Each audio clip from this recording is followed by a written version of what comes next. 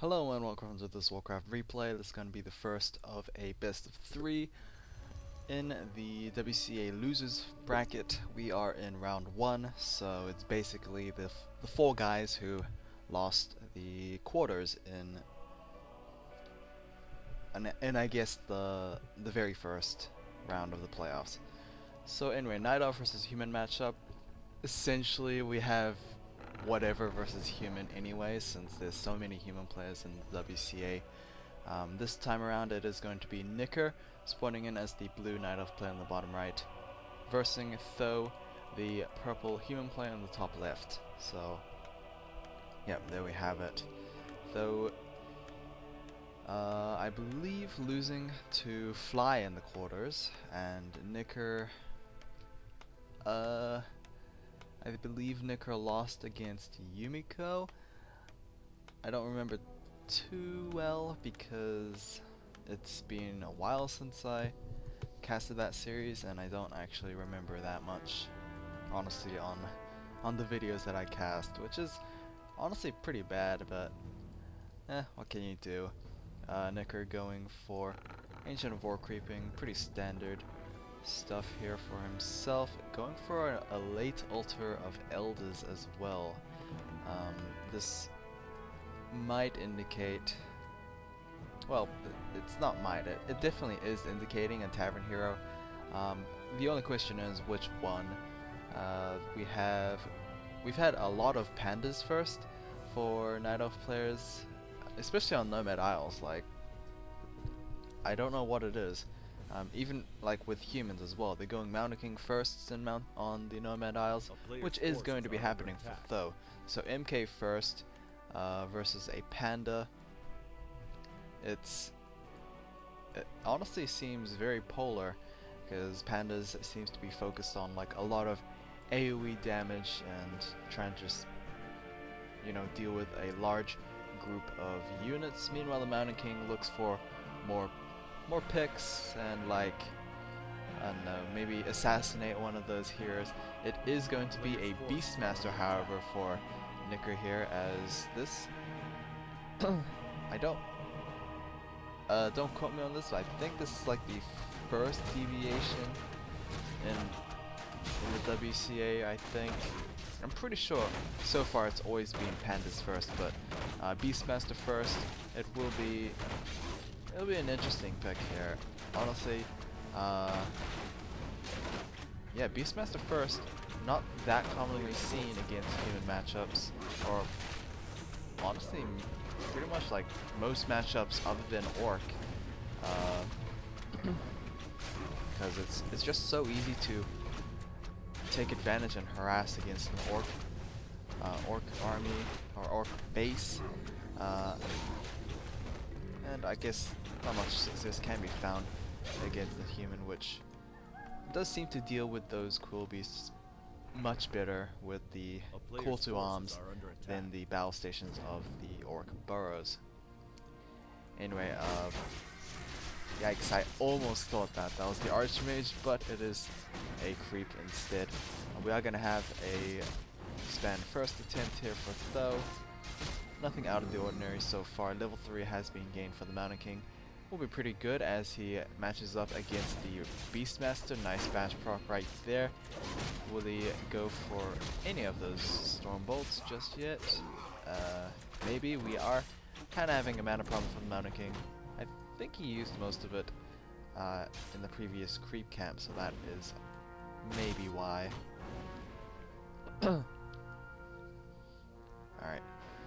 There we go with the Stormbolt, able to pick up one of those archers there.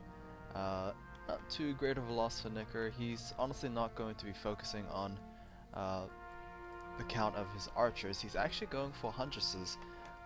Okay. Huntresses, this is rather aggressive play from Nicker. He honestly wants to maybe finish this game within like 10-12 minutes.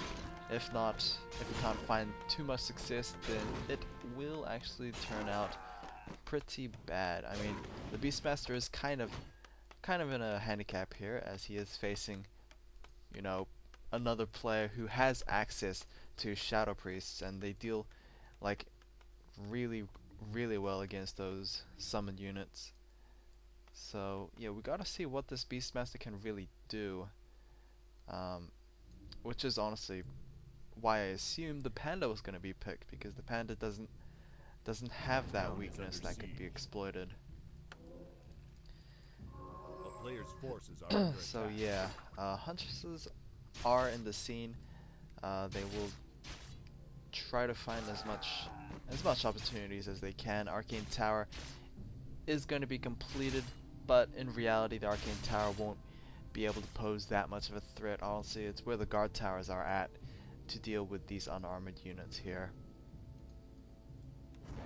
We did have a Huntress being picked off by Tho, most likely with a Stormbolt, and then lead to a possible surround, who knows. Yeah, this is kind of a tough wall to crack here for Nicker, as though not really affected by all this Huntress harass.